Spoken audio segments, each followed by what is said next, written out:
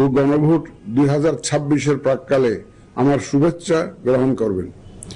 আগামীকাল ইতিহাসের অন্যতম গুরুত্বপূর্ণ এই নির্বাচনের ভোট গ্রহণ অনুষ্ঠিত হবে। এই ঐতিহাসিক মুহূর্তে আমি গভীর শ্রদ্ধার সাথে স্মরণ করছি মহান মুক্তিযুদ্ধে শহীদদের। আরো স্মরণ করছি জুলাই গণ অভ্যুত্থানে তাদের রক্তের বিনিময়ে আমরা আজ গণতান্ত্রিক উত্তরণের দ্বার প্রান্তে পৌঁছেছি। আমি তাদের রুহের মাগফিরাত কামনা করছি।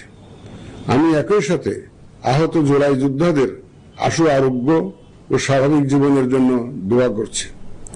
প্রিয় দেশবাসী, এই নির্বাচনে ভোটদান আমাদের শুধু নাগরিক অধিকারই নয়, বরং দায়িত্ব।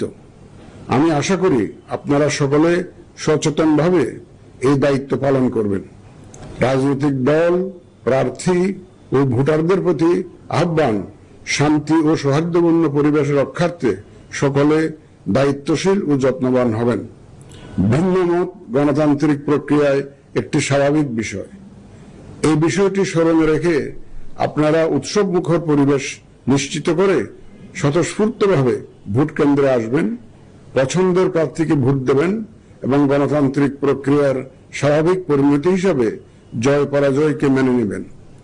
ভোটার, প্রার্থী, নির্বাচন সংশ্লিষ্ট কর্মকর্তা, আইন প্রয়োগকারী সংস্থা, সাংবাদিক, পর্যবেক্ষক, সেবা প্রদানকারী সংস্থা ও ব্যক্তিসহ সংশ্লিষ্ট সকলের কাছে অনুরোধ, ব্যক্তিগত কষ্ট ক্লেশ তুচ্ছ করে জাতীয় নির্বাচনের এই মহতী ব্যবস্থাকে সহযোগিতা করে সার্থক করে তুলুন।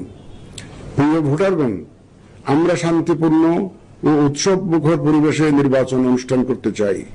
যে কোনো অনভিপ্রেত ঘটনা মোকাবেলায় নির্বাচনী কর্মকর্তা, মাঠ পর্যায়ে কর্মরত বিচারিক ও নির্বাহী ম্যাজিস্ট্রেট এবং আইন প্রয়োগকারী সংস্থাকে সহায়তা করুন। আমাদের সকলের সম্মিলিত প্রচেষ্টায় আমরা একটি সুষ্ঠু, সুন্দর, শান্তিপূর্ণ ও উৎসব মুখর নির্বাচনের সাক্ষী হতে পারব, এই প্রত্যাশা ব্যক্ত করে এবং পুনরায় আপনাদের স্বতঃস্ফূর্ত অংশগ্রহণ কামনা করে শেষ করছি।